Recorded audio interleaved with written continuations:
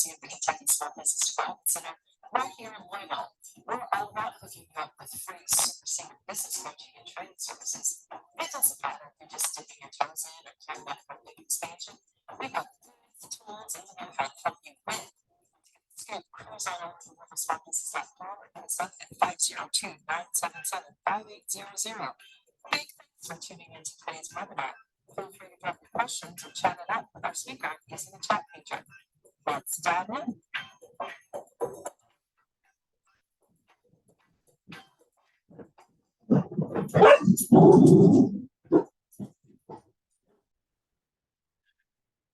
Welcome, everybody. I'm Dave Etkin. Thanks for joining us for another Toolkit Tuesday.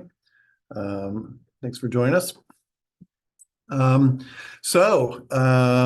As always, because we tend to be a little technologically challenged, if you wouldn't mind, if you look at the bottom of your screen, you'll see a toolbar. And if you don't, just hover over that, and you should be able to see it come up there. You'll find the chat feature there on the right at the bottom. If you wouldn't mind just make sure that you can see and hear as well, just type in your name and tell us where you're joining from. As I always say, this is my favorite part of the whole thing, is to see where everybody pops in from. We get people from all over the place sometimes, and it's super interesting to me to meet everybody. So again, thanks for joining. And there's Claire. She is with us. So yeah, I'm joined with Claire, and she is on our staff here. She's one of our top consultants here at the Louisville SBDC. And as you heard, we are one of 13 centers all across the state of Kentucky where you can get free services like coaching, help with your business plan, or help with a lot of things. But check that out. We're at LouisvilleSmallBusiness.com. So, hey, there's Marie from Louisville. Good to see you, Marie. Thanks for joining today. Yeah, let's see. Who else do we have on today?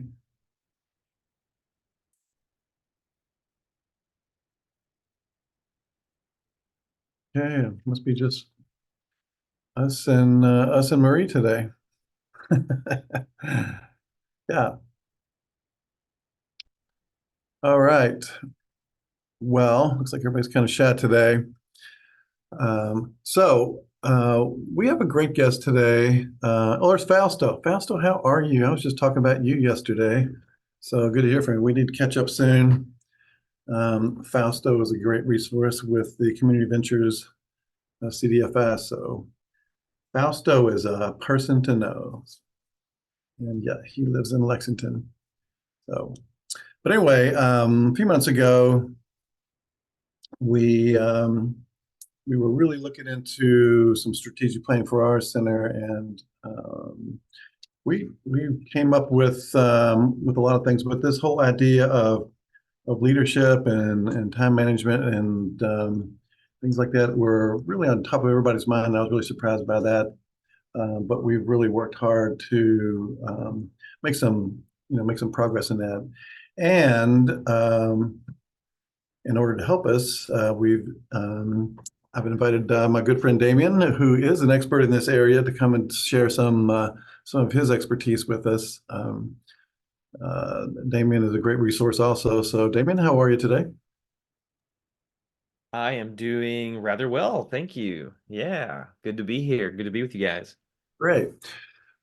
So thanks again for joining us. Like I said, this is such a hard topic for a lot of people, including me. So really excited to dive in. So I think Claire and I'll just kind of back out and let you take it from here, and let's dive in and see what we got. It sounds great. Yeah, sounds great. So I think you should be able to share your screen and go from there. Right. Let me. All right, here we go. All right, let me move some things around and get this puppy started. All right, there we go. Yeah, perfect. Looks good. Awesome. Awesome. This is going to be fun. I was telling Dave after right before this that, of course, I've done 3 of these for you guys, or 2 now. This is my 3rd one. I did one on mindset, did one on habits last month, and now we're talking about leadership. And this is probably my favorite one because there's so much to leadership. And I've got stories. There's a lot of great stories that are out there. So, yeah, so we're calling this Leverage Time and Resources by Learning to Lead. Leadership allows you to influence others while freeing yourself to be your best. So, real quick, just so people know who I am, who is Damian Nordman. I am a business coach, a mindset coach. Phoenix Dragon Coaching is my business. I've worked with hundreds, probably actually over 1,000 students and clients now for the past 30 years. Helped to 30X, a branch of a nationally recognized self-development brand, which I will be talking about quite a bit in this episode.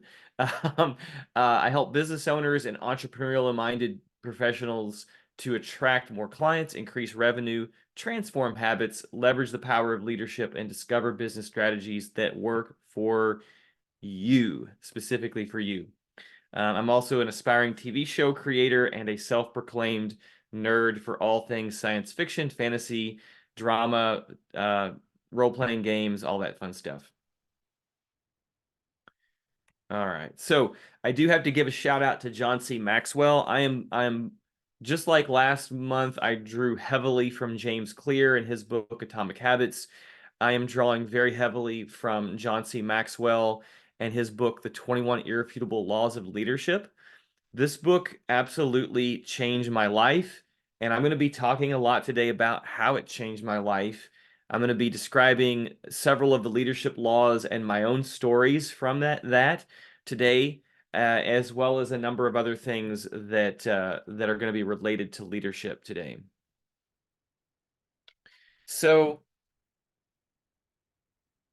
before I get into trying to define a little more about what leadership is, which I feel like John C. Maxwell does a really good job of that in his book. I'm just going to talk a little bit about how I have led and how leadership has affected me and the people who I have served over the years. I used to be a part of an organization. It was called the School of Metaphysics, and essentially that organization, I went through the course myself, and I also became a teacher and a leader, a field director, and eventually the president of that organization. And essentially what we did was we taught people how to master their minds. We taught people mindset. We taught people success principles. We taught people things like universal laws and how to harmonize with those. We taught people things like meditation and focusing, and really just a complete course of study on how to improve one's self and one's life. And I found I was with the organization for 20 years, and so there was a lot of things that I experienced during that time. I mean, I started out very young, actually before I was even 20 years old. I was 18 when I started working with this organization and studying with them, and then very quickly became one of the leaders of the organization, and found that my leadership was rather challenged in the early days. And I'll be sharing some more stories with you as we go along. But just to give you like a picture of this, I was with the organization for about 14 years when I moved down to Dallas, Texas to direct our school down there. And it was in shambles, to say the least. I came in, the guy who was there before me, he wasn't even really the director of the school. He was just sort of filling in for a few months. Um, there were 2 students left. There was about $1,300 of bills that were unpaid that needed to be paid very quickly. There were a number of it was just there were a lot of problems, right? There's a lot of things there. I was like, I gotta figure some stuff out fast. And so it was around that time that I also read the 21 Irrefutable Laws of Leadership because I really wanted to up my leadership abilities. And in 2 years from the day I moved there, which was, I believe it was early June of 2006, in 2 years, we had completely transformed that branch. We had over 60 students. who were part of the school there. We had money coming in, and we were paying off, some debt we owed to our headquarters every month. We were getting new things installed, and new air conditioning and heating units, and we were getting all these great things. And we were out doing a radio show that we had on a major radio station once a week, and then it was twice a week. We were Oh my gosh, we were giving talks and lectures and presentations all around town. And we had a thriving group of people, of students and people who were part of that particular branch, that were thrilled to be there, and they were having a great time. So much so that we were, just a few years after that, we were actually able to open up another location in Fort Worth, Texas, which, if any of you who are from Dallas, Fort Worth, or have been there, those two cities are kind of like, almost like sister cities. They're so close in proximity, and there's even a little bit of rivalry that goes on between Dallas and Fort Worth as well. Dallas being the somewhat more urban big brother, I guess you could say, and Fort Worth being the somewhat more laid back small town feel in a pretty big city town, that both of them are pretty amazing. But that journey that I had, I can honestly say that I could not have accomplished what I accomplished there in 2 short years had I not, for one, already been studying and practicing leadership, but then also really upped my leadership game uh, during those 2 years and beyond. And I'm gonna sprinkle in some more stories from that time period as we go through some of these leadership laws and some of these other things that I want to make sure we talk about. First of all, though, let's talk about, I kind of want to convince you of the reasons why being a leader is so important. So these are the top reasons why being a leader is easier than being only a doer. Okay, so these are powerful. So one person can never do as much as a group of people can.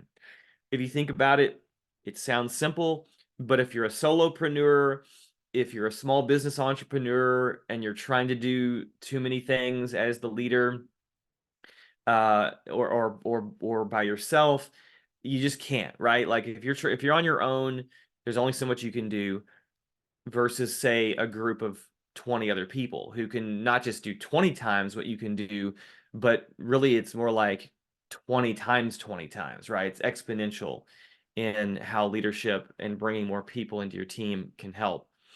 If you think about it, even if you lead even one other person, you can increase your productivity by 25 to 100%. I mean, that can even be with a virtual assistant, right? If you have a virtual assistant, that's someone that you would be leading, right? Because you're saying, hey, this is how I want you to help me. Or if you have, one employee who's doing something, it can greatly multiply your productivity and your ability to get things done. Another reason is you will never be as good at most things as other people are. And I mean, this is so important. I think this is something, took me a while to admit this, but I'm not that good at that many things. I'm very good at some things, and I'm pretty good at a lot of things, but there's so much that there are people who have expertise beyond what you can do, and that just depends on what your strengths are. But you've only got so many strengths that you're really good at, that you've honed and developed over time and space. And so having other people on your team gives you a way to have experts or people who have more expertise than you, that can accomplish things that you just couldn't do on your own.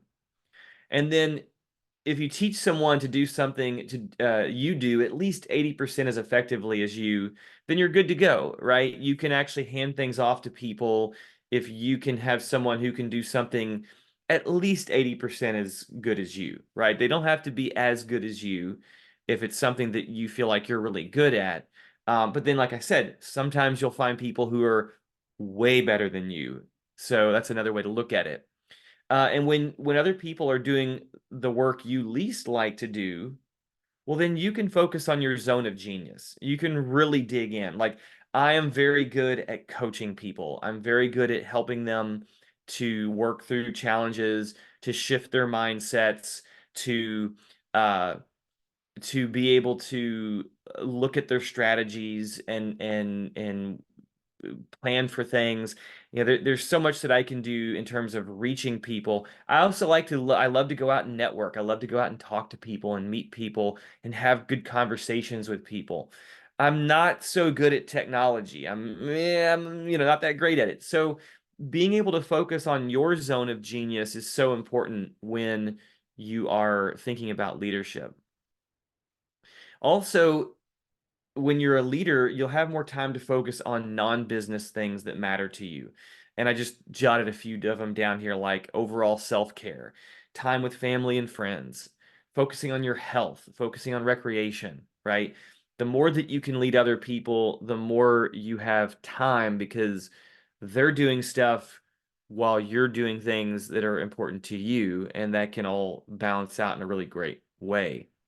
And then just a few more of these here. Leading even a small group of people can greatly increase your referral marketing. And because now I'm doing a lot more networking and referral marketing with people, I've joined a BNI group. I'm seeing that where here's a really great example. I have a couple friends who are married and who have a business here in Louisville. It's called Redemption Roofing and Solar. And they're genius because they have their sales guys and gals out in BNI groups everywhere. Like like there's one in mine. Every BNI that I went to visit when I was looking for a group, one of them was always inevitably in there. And so you can think of it that way too. When you're leading people, you can send them out to do some of the networking and referral marketing for you. And so that is just genius. It's much more fun and fulfilling to create a business with other people. I mean, sometimes it's fun to create by yourself, but I don't operate too well that way for very long. I definitely need other people, and I think most of us have a lot more fun when we're doing something together. You can also leverage the creativity and insights of other minds beyond yours. This is something that comes up when we're talking about co-creation. And I know Ivan Meisner, the guy who created BNI, he has a new book out all called The Third Paradigm, and he talks about um, how one of the biggest things that people, when they surveyed a bunch of people about co-creation and the benefits of creating together, one of the biggest ones was this hive mind that happens where problems can be solved a lot faster when you've got many different minds, many different perspectives, many different people adding to the creative mastermind that you've got when you lead others. You can also spend less time working in your business and more time working on your business, right? Because most people, again, most small business owners, people who start out as solopreneurs, you're trying to wear all the hats, you're trying to do everything. And so you end up spending a lot of time working in the business, doing every single little detail, where being able to work on your business is so crucial. I was actually doing a coaching session with someone from my BNI group, and she's trying to make that shift, right? She has employees, but she still finds herself working, doing some of the cleaning, right? They do home cleaning and window cleaning, and she's finding herself still doing quite a bit of that work, even though she's got a few good employees. And I'm like, hey, you gotta start letting them do the work so you can work on scaling the business, strategizing, planning, all of these things that really only you and your top team of creators and directing intelligence type people can do. Um, and then the only ways you can really scale your business are through either automation or leadership. At least those are the two main ways that I've found. And I think we all probably this day and age end up using some amount of automation, even if it's just for payments, or even if it's just for invoicing, or even if it's just for a CRM, or your website. I mean, there's always going to be some kind of automation you have, but having that element of leadership, having other people on your team is huge. And I feel like most businesses are going to really scale the best when they incorporate both of those. And then you can eventually step away from the business entirely and put it on autopilot. That's another great reason to become a leader that you just can't do if you're the only person, right? One of my first business coach, he always liked to say, what's the one thing you're never going to find in a McDonald's? And even though this isn't always true, I got his point, and the answer to that is the owner, right? Because a McDonald's is supposed to be designed so well that the franchise owner can get it going and then step away from it and put managers in place and say, okay, you guys run this. I'm going to go start another franchise, or I'm going to go take care of my family, or whatever you're going to do. But definitely, if you want to be able to step away from the business, you got to have people, and that means you got to become good at leading. And ultimately, you can bring in more revenue, enjoy your business more, and free up more time through leadership. And then I think the last thing I thought about was, with a team of leaders installed in a profitable business, you can eventually sell your business if you choose to retire from it. And that means you're definitely going to receive more for the business when you sell it if it's got a system to it and you've got good people installed who are just making it hum, right? Rather than you doing all the work and then saying, well, here's a bunch of contacts you can have in my logos and stuff, which, is good, but the systems and the processes and the people with good team and good leaders are going to go much, much, much further with that. So let's jump in. I feel like these last couple slides were to help convince you, if you weren't already, of the importance of leadership, right? This is why leadership is so important. And now let's get into, I'm going to go through 9 of the leadership laws that John C. Maxwell talks about in his book, The 21 Irrefutable Laws of Leadership. And I'm going to give a few different stories to make them really kind of drive them home for you. I've really already talked about the law of the lid. The law of the lid is the first one he teaches. Leadership ability determines a person's level of effectiveness. And that's what we just went through, was all those reasons why you want to get good at leadership, right? Hopefully that's enough to convince you, so we can now just focus on how you can become a better leader and develop yourself. So the next one is the law of influence.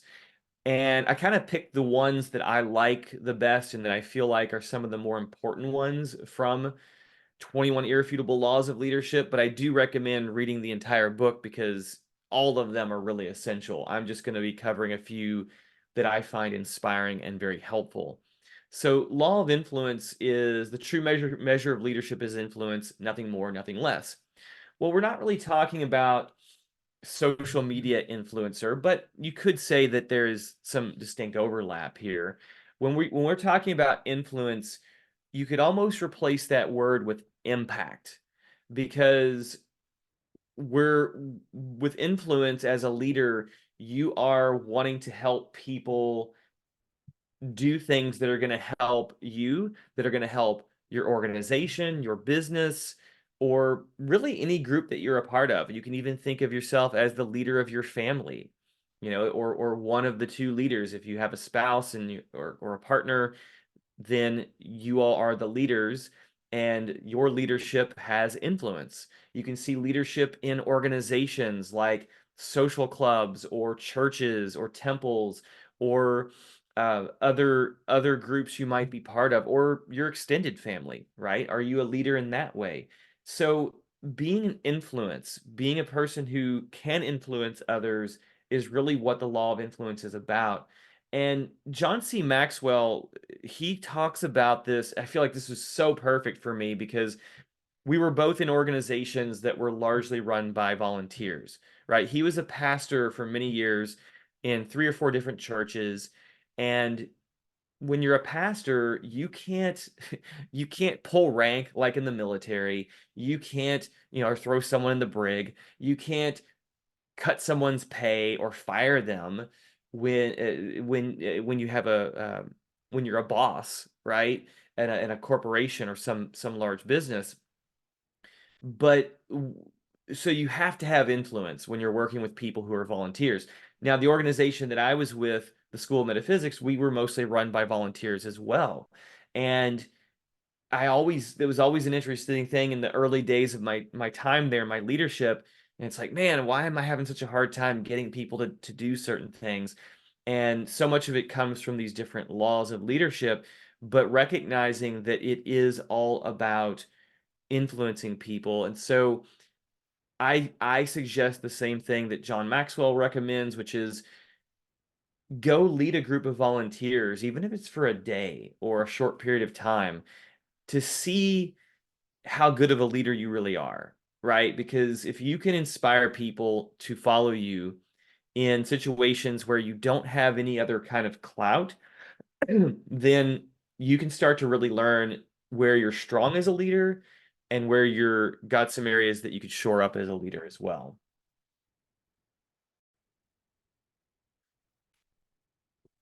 That really plays into the law of connection. And actually I'm going to go to the law of buy-in for a minute, and then I'm going to come back to the law of connection. um, the law of buy-in basically says people buy into the leader, then the vision.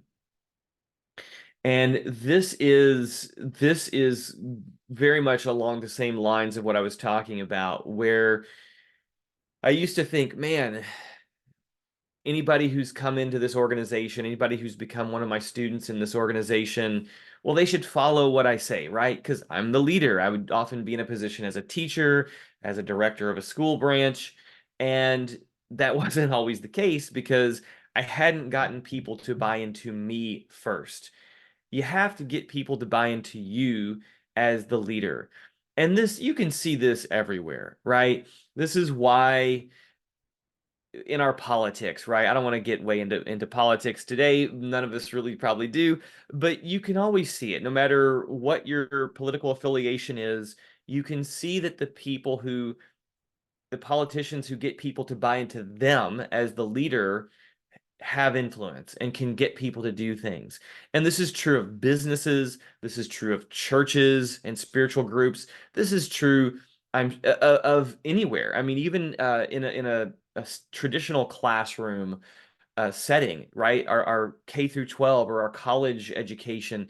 Think about the teachers who you fell in love with quickly, and they could just get us to do anything, right? Because we wanted to follow them. We wanted to learn from them. But the people who are like droning and the people who are annoying or the people who don't have much security or confidence, you're not going to follow them, right? And so always that's the case. You got to get the people to buy into you, and then they will buy into your vision and where you're headed. So you do have to develop a certain amount of personality, a certain amount of connection with people to do that. Another great example of this in history is Mohandas Gandhi. Definitely one of the people I looked up to for a long time because I mean, the guy was able to get get people in India to lay down their lives, to put their safety on the line, to peacefully protest, uh, till finally, after many years of working all of these ways that he saw things, they were able to win independence from British colonial rule, and they did it without fighting a war, right? They did it peacefully. And so people really bought into, who Gandhi was because he was very much dedicated to living his ideals. He was very much dedicated to that. Really good example of the law of buy-in. For me, that kind of also goes into the law of connection, because the law of connection says that leaders touch a heart before they ask for a hand. And one of the ways that John C. Maxwell describes this, I feel like, is really good. He says that people don't care how much you know until they know how much you care. And this is really where the heart comes in with leadership, because when you think about it, with leadership, you're leading. Who are you leading, right? You're leading other people. And to lead other people, you have to connect with other people. I have seen so many examples of people are or were great at this, and people who are or were terrible at this. And I've seen people even go through their paces, right? Their ups and downs. And I've gone through so much with this. I feel like this is one that just keeps coming back up for me over and over again, that I have to be willing to connect with people before they're going to do what I say, right? Before they follow me, before they buy my stuff, before, and this is kind of across the board, right? As an entrepreneur myself, as a person, as a friend, as working with my dad who lives with me, you know, that connection has to come first before people want to follow you and do things with you. And I remember there were many years where I was kind of up and down with this, but I had a really big shift when I moved to Dallas and I was working with people in Dallas. I remember this one student of mine, her name was Karen, and she was an influential person in her own right, because she had one of the largest yoga studios in Dallas, and she and her husband owned and ran it. And she actually would send a lot of people to become students at the School of Metaphysics, because we had a lot of synergy between those two groups. But I remember she was about a quarter or a third of the way through our first cycle of lessons, and she came in one day and she was like, "Oh man, I can't do this. I'm overwhelmed. I gotta quit." And was like, "Okay, let's just talk." And I think in the past, I might have been more anxious, or might have been like, "Oh man, I'm gonna lose this really influential person." But then I was like, "Hey, let's just connect." And through a conversation, I was really just able to help her and go, "Hey, like, is there anything that's really a problem right now?" And she's like, "What do you mean?" And I'm like right now, is there anything you're super stressed about?" And she's like, "No." I'm like, "Is there, anybody like tearing down the door to like hurt us?" And she's like, "No." And we kind of went through a whole process. And I was like, "Okay, well, why don't we just take it one step at a time? And I think you can do this. You've already benefited a lot from this course. Let's keep going forward." And she was like, "Oh, you're right."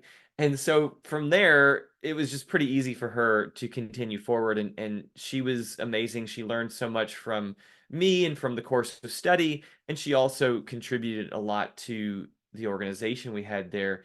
But I know I wouldn't have been able to do that if I hadn't just took the time, got really still, sat down with her, had a good conversation, and connected with her at a point of the heart that was, very meaningful.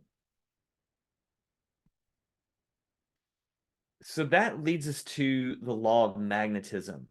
This is another one of my favorite ones, because it's very similar to what you would think of as the law of attraction, for those of you who study law of attraction.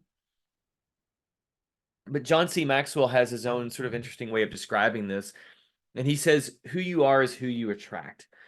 And this is true, because to really be able to attract good followers, or really attract people to anything that you're doing, as a leader, you have to become a greater and better person. And this can take time. This can take time to develop yourself, to develop qualities that you want. Like if you want certain qualities in the people around you, if you want employees and followers or clientele who will follow you, you've got to develop yourself in certain areas so that that resonant field of energy, right? Those resonant qualities can magnetize to each other. And there is that saying, birds of a feather flock together. I mean, there's also something to be said about opposites attract. And there's a lot of different ways we can look at magnetism and attraction. But I think it is really smart to take this view that the more you become the person like the people you want to attract, the easier it is to draw them into your sphere of influence. And I know I often attracted over the years good students because I was a good student, but it really took me some shifting to attract good leaders and good teachers. Like I had to become a more compassionate person. I had to become a better teacher and a better leader in order for me to attract other people when I was with the School of Metaphysics who also wanted to be teachers and leaders. And I'll tell some more of that story here in just a bit. But I know that this is true because I've lived it so many times, right? Um, in 21 Irrefutable Laws of Leadership, John Maxwell also talks about how this happened when he was a pastor, when he moved to San Diego and he was the pastor at Skyline Church. The previous pastor was a great musician and had attracted so many great musicians and singers to the church. And then when John uh, came in, he began attracting really great leaders because he had spent his whole life developing himself and as a leader and cultivating other leaders. So that's a really good point, and really good for you to pay attention to as you are um, attracting in the people you want to form your team, as well as your customers and clients, really. Next, let's look at the law of navigation. Anyone can steer a ship, but it takes a leader to chart the course.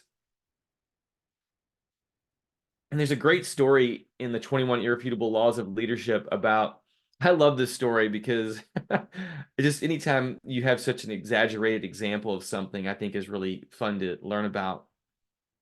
He talks about the two men who were in competition to reach the South Pole. And this is back, I don't know, 100 or more years ago. Norwegian Roald Amundsen and British Robert F. Scott. They both wanted to be the first person to reach the South Pole. And they took very different ways of going about this. Robert Scott, he was trying to use motorized sledges before they were really that good. He was not very prepared. He jumped in, he took his people, and he did not have a very good time. He didn't have things planned out. Essentially, they all froze to death and starved, and the only way we know that they even uh, that we even know about it is they were keeping journals, and this was all found later, that they were freezing to death and getting frostbite, and people were dying, and they all just kind of gave up hope because they didn't plan ahead enough. Whereas Edmondson, he really studied how to live in a cold environment. He studied the Inuit peoples. He studied anybody he could. They used dog sleds because they were much better for that environment. They planned food caches like all along the route before they made the full journey. They actually stored food in certain locations so that they'd be able to come through both going there and coming back and have the food that they needed. Everything he did, like the clothing that they were wearing, was very specific to the environment, the people. Everything that he did, he planned thoroughly, and they made it to the South Pole. They made it back. The worst anybody had was maybe a touch of frostbite, and that was it, right? And those two examples, right, like extreme examples. One group does really well, they come back, everyone survives. The other group, everybody starves and freezes to death. All happening at the same time, like literally in the same time frame. Such a big difference, and it has to do with vision and planning and a person's ability to foresee what's going on and to be able to navigate the way to where you want to be. This is one of those things I feel like for many of us requires quite a bit of development, because I don't know that most of us have a whole lot of innate vision and navigation ability and planning.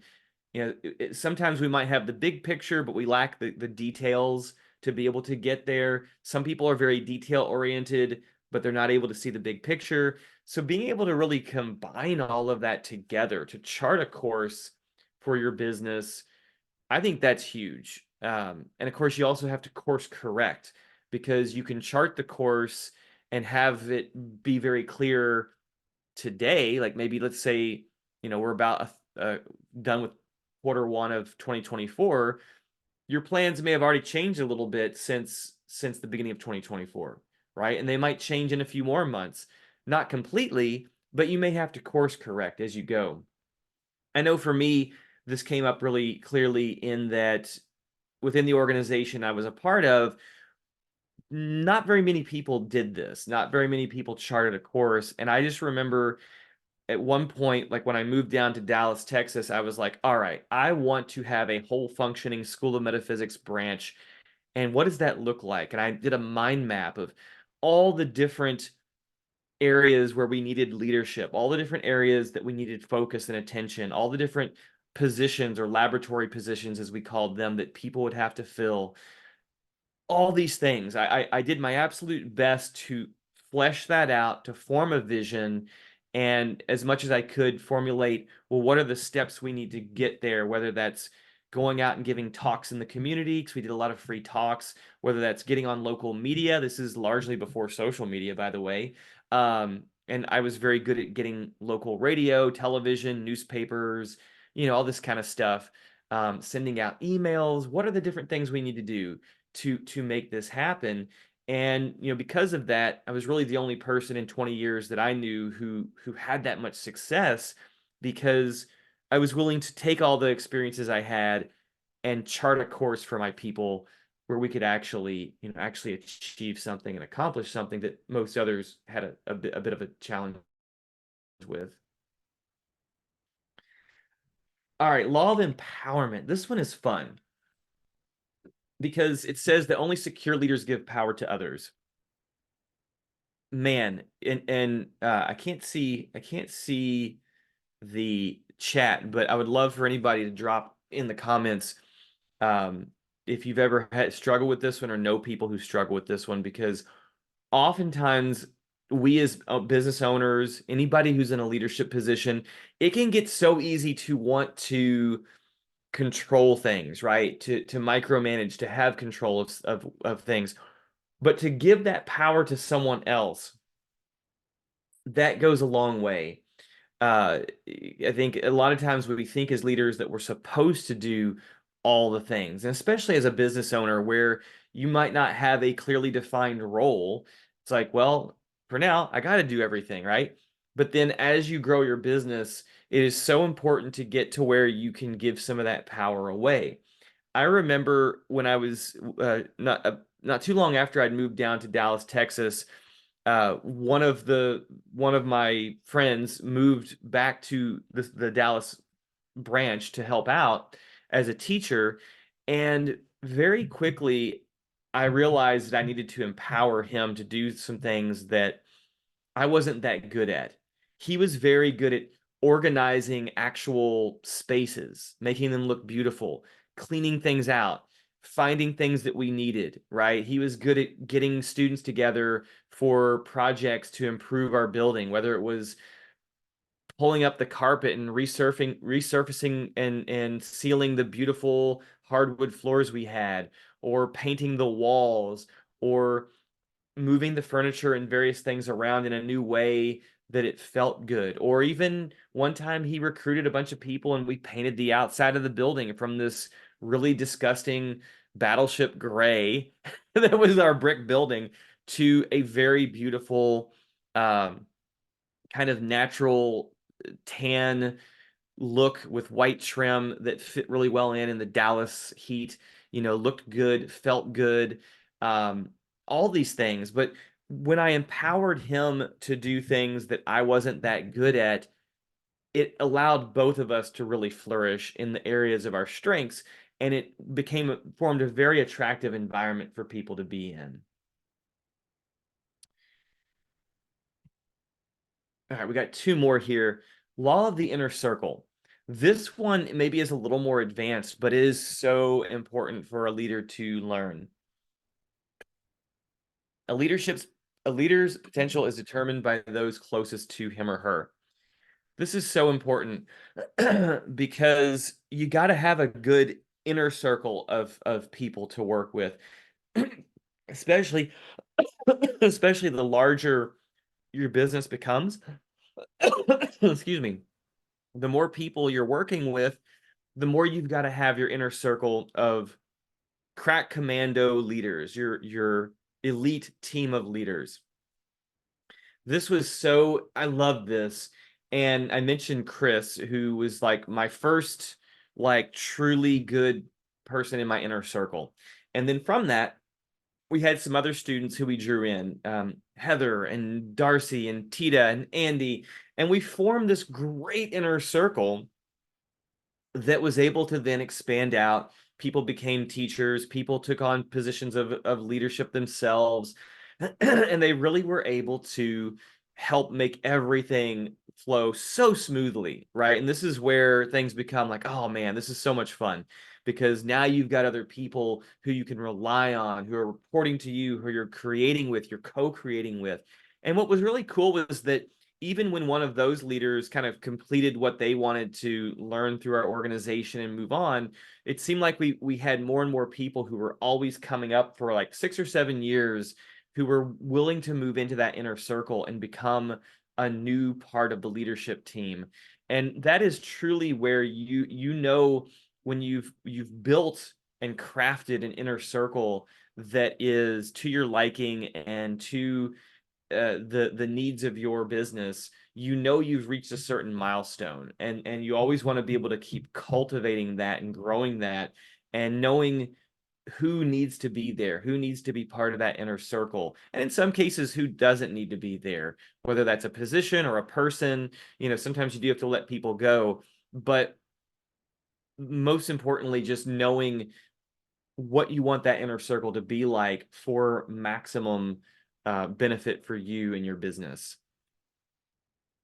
All right, the last one I want to talk about before it looks like some people might be dropping some comments in here, is the law of the big Mo, and momentum is a leader's best friend. That is what the law of the big Mo is all about. It's about momentum, and I can truly say that when I was in Dallas, after 2 years, we had built so much momentum that things just got easy. And, nobody's perfect. I certainly am not. I would make mistakes. I would do things sometimes like, okay, that wasn't the best move. Or other things would come up. We might have something in the building we were in breakdown, or need repairs, or there might be a conflict between a couple of the leaders or some of the students, or something else might come up, but it just didn't seem to matter once we had momentum. And momentum can vary person to person and organization to organization or business to business. But the idea is that you build so much momentum in your business or in your life that things just become very easy and very fluid. And this is definitely true as a leader, that momentum can carry itself, and you can then just gently keep adding to the momentum. In other words, here's a good analogy. Oh gosh, I'm paraphrasing this, but it's something like a passenger airplane, or even like a UPS airplane, right? These big jets, they use up, I think, like 90% of their fuel just getting up off the ground to cruising altitude, right? That's the rest of the fuel doesn't require that much to get them across the country or to the next place they're going in the world. Um, it just doesn't, because once you have that momentum, things are easy. But getting up, defying gravity, that takes a lot of energy. So you definitely want to plan your leadership and plan your business in such a way so that you can leverage things and leverage that momentum once you have it. It takes a while to build it, but once you have it, it can really serve you very well. And again, all these laws, John C. Maxwell goes into much greater detail and has many more and many more stories to tell. But hopefully these were very useful for you all. This has been a lot of fun. I'm just going to check the let's see. I'm going to check here and see. Okay, someone had to jump off. Okay, no problem.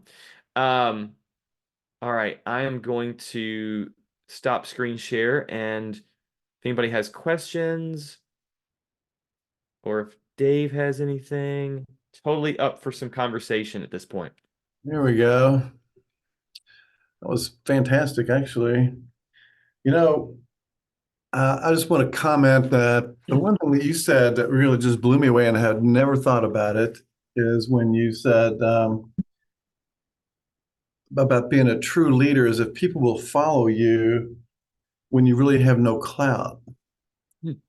And that is just I don't know, that just blew me away for some reason. That was really great insight, you know. So man, that just kind of says how tough it is to be, you know, a true leader, you know. It is. Yeah, it really is. And that's why it resonated so much with me when I read this for the very first time, and actually every time I've read it since then, because it was an experience I was having, and obviously, you know, John C. Maxwell is one of the most. There's probably a few other people who are known as like the top leadership gurus in the world, but he Mm. is definitely, I mean, he's definitely one of the top. I mean, he's got a whole business now built around leadership, and he teaches it all over the world. But it is so true, and I really do encourage people to put themselves in a position, even if it's for a short time, maybe just one or two experiences where they can feel that out and see what it's like to do that, because then you can start gleaning and going, oh, okay, so maybe I'm lacking in this or that leadership law or this or that quality of a leader. And so now that I can see that, I can bring that into my business or the company I work for, because I feel like leadership is something that I don't care how good you seem to be, you can always improve, right? Like we can always, each one of us can get better. I mean, even the best people out there, the best CEOs, the best people in management positions, or the best small business owners, there's always something we can do to improve. And when we do, things get easier because the people we work with are having more fun. It's easier. Things flow better. Maybe we hand things off that we thought we should do. Yeah, so much to that. So in practicing being a leader, I think that a lot of the problem that people have is fear. You know, what would you say to someone that mentions that they have some issues with that? I mean, how do you get through that? Man, that's a good question. I think identifying what the fear is always helpful, right? Because it's kind of like public speaking. In fact, maybe that would be one thing the person could do Mm. is do some public speaking, because public speaking supposedly is the number one fear, even over death, like in the United States. And I think it's because so often, I think this is so often it's people don't want all that attention on them. I think as a leader, obviously you're gonna at different times have a lot of attention as well as a lot of responsibility on you. And some of it you can, you know, some of it you can probably mitigate or transform through doing other things like public speaking. Some of it just practicing, you know, maybe practicing leadership in a small way. And I think for me that helped because I guess for me, I used to lead people as a kid, right? Like just kind of naturally. So some of that is like to my advantage. Like I would just want to get friends over to do stuff or get parties together, or you know, even when I like at one point I taught martial arts to a small group of my friends, right? So there was a part of me that always wanted to lead. So that might not be the easiest thing, but I know that those small, simple ways that I would lead help me to continue to lead more and new and different kinds of people in different situations. So Right. I think kind of going back to the atomic habits stuff we talked about last month that I talked about, sometimes you just got to start small. And when you start small, you can build up and build up and get better. But it is like anything else. Once you've done it enough, you're like, okay, this might be challenging for me to do it over here now, but I know I can do it, right? Mhm. Yeah.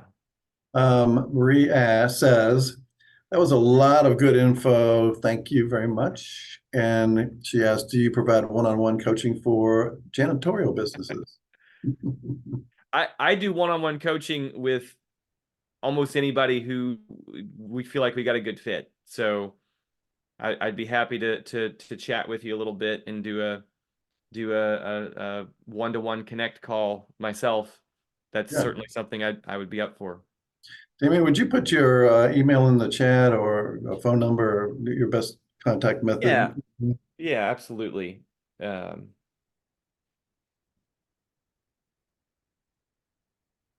Yeah, I love working with people. I mean, it is one of my favorite things of just helping people figure out what they need to be able to move their business forward, move their life forward. Mindset is everything, and Yeah. leadership is, I feel like leadership and mindset go hand in hand. You got to have a good mindset to be a good leader, and a lot of people with the best mindsets are leaders. You know, they really work together in a business. Right. Yeah, looks like all the questions were right at the top of the hour too. So Damien, I really want to thank you for sharing all that today. This has been very inspiring, and I wrote down that quote because it just blew me away. So I really appreciate that. That was great. Yeah, and I really recommend everyone to grab. In fact, there's a version of the 21 Irrefutable Laws of Leadership I have not yet read. That's the 25th anniversary version. I'm probably going to get that one pretty soon because I'm rereading the 10th anniversary version. But it's such a great book, and it's one of those books you can literally read a dozen times probably, and you're going, man, I missed that, or I didn't quite understand that time. And there's so much applicable knowledge. To me, I read books, but a lot of times I'll read the same books over and over again rather than going on to new ones, because if there's something useful, let's mine it for all it's worth. Right. But yeah, Yeah. yeah, love it. And Marie, thank you. I'll look for your email. I appreciate that. And again, thank you to Dave and to SBDC for having me. I've really enjoyed coming and sharing, and maybe next year I can do some more of these for you guys and Absolutely. be even better at all this stuff. Okay. And Claire, thanks for joining today and driving the ship for us as always. You're welcome. Thanks, Claire.